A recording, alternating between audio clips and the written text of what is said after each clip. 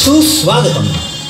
शुभसंकल्पांच्या उंजळीला सिद्धीचं वरदान प्रदान करणारे शिवगौरी नंदन मंगलमूर्ती श्री गणराय, हिंदवी स्वराज्य स्थापनेसाठी यवनांशी आबाळ झुंज मांडणारे पुण्यश्लोक छत्रपती श्री शिवराय आणि या महनमंगल चैतन्यदायी गणेशोत्सवाचे प्रणेते लोकमान्य बाळ गंगाधर टिळक यांच्या पावनचरणी त्रिवार अभिवादन करून मुंजाबाचा बोल तरुण मंडळ नारायणपेठ उपस्थित सर्व गणेश भक्तांचे हार्दिक स्वागत करत आहे.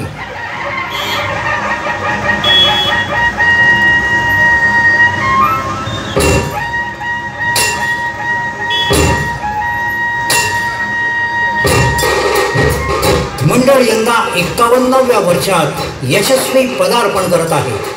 प्रतिवर्षी नयनरम्य देखावे सादर करण्याच्या परंपरेला अनुसरून मंडळाने यंदाच्या वर्षी सादर केलेला पौराणिक देखावा भगवान श्री विष्णूंचा नरसिंह अवतार. भगवान श्री विष्णूंचा नरसिंह अवतार.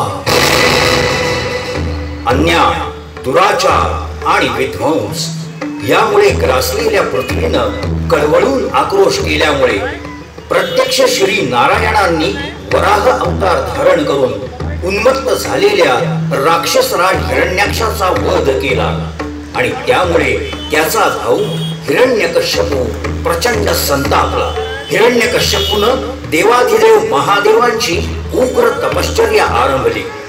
महादेवांनी हिरण्यकश्यपूला इच्छित वर मागण्यास सांगितला आणि हिरण्यकश्यपूनं वरदान मागितलं.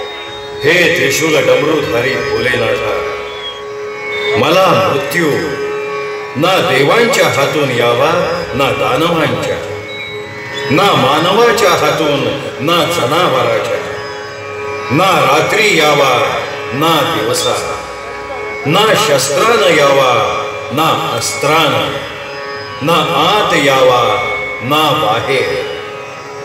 एवढं वरदान मला लाभावं भोलेनाथा. हिरण्यकश्यपूचं मृत्यूभय नष्ट झालं. त्याला सत्ता आणि शक्तीची धुंदी चढली.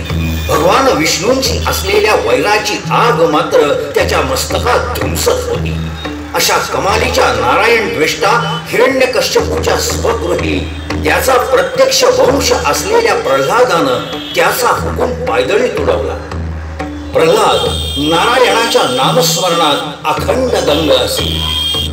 प्रल्हादाच्या मुखी असणार अखंड नारायण नाम बंद झालं पाहिजे या एकाच वेळानं हिरण्यकश्यपूला ग्रासलं होतं. नारायण नारायण. माते, महाविष्णूचं हे नाम किती गोड आहे. होय रे बाळा, पण ते परम पावन नाम घेण्याचं भाग्य आपल्या नशिबी नाही आणि आपल्याला ते स्वातंत्र्यही नाही. सम्राट हिरण्यकश्यपूंच्या राज्यात तुला ते उच्चारायलाही बंदी आहे. पण असं का माते? तू का सांगत नाहीस त्यांना? बाळ प्रल्हादा, आता जरा गप्प राहा. तुझे दात इकडेच येताना दिसत आहेत. माते, तू बोल ना त्यांच्याशी. आपण आत्ताच त्यांना सांगू. चराचरात भरून राहिलेल्या, त्रिखंडात श्रेष्ठ ठरलेल्या आणि त्रैलोक्य व्यापून उरलेल्या नारायणाचे पाय धरण्यातच आपल्या आयुष्याची धन्यता आहे. नारायण नारायण नारायण श्रीमन्नारायण नारायण. आतापासून तू त्या नारायणाचं नाव घ्यायचं नाहीस. प्रल्हादा, खबरदार खबरदार, पुन्हा नारायण नारायण म्हणालास तर. नारायण नारायण. जी बडबड बंद कर. त्या क्षुद्र नारायणाच्या नामाचा घोषा ताबडतोब बंद कर. नारायण हे नाम क्षुद्र नाही, तात त्रिखंडात महान आहे आणि त्याच्या नामाला दोषा नाही तर पुण्यदायी नामजप म्हणतात. नारायण सर्वत्र आहे. नारायण सद्भक्तांना दिसतो. मग मला का दिसत नाही? माझ्या समोर का येत नाही तो नारायण? नारायण आपल्या समोरच आहेत.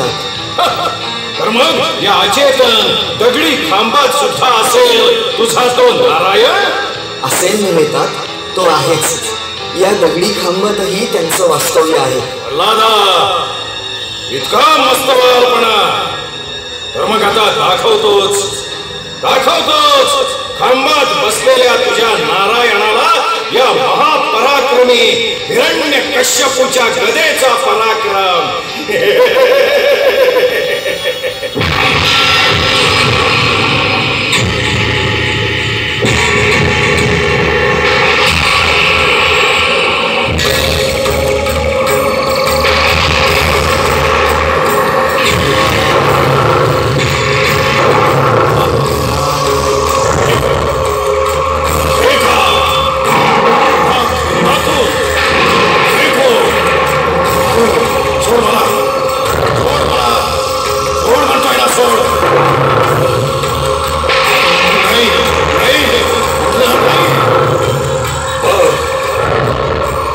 हिरण्यकश्यपू, मी अर्धा सिंह अर्धा मानव, तुमचे देव दानव प्राणी मानव कोणीही नाही.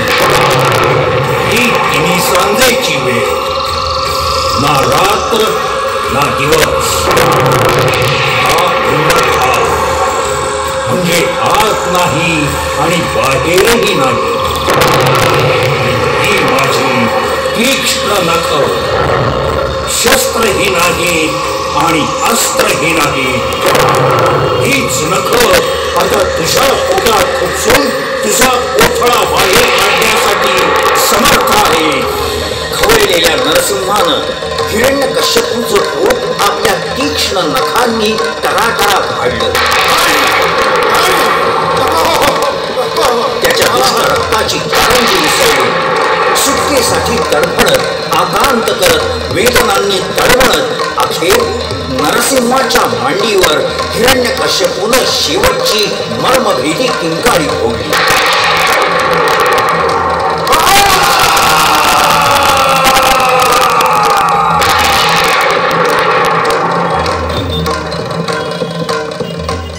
हिरण्यकश्यपू गतप्राण होताच नरसिंहानं प्रल्हादाला जवळ घेऊन अभय दिलं.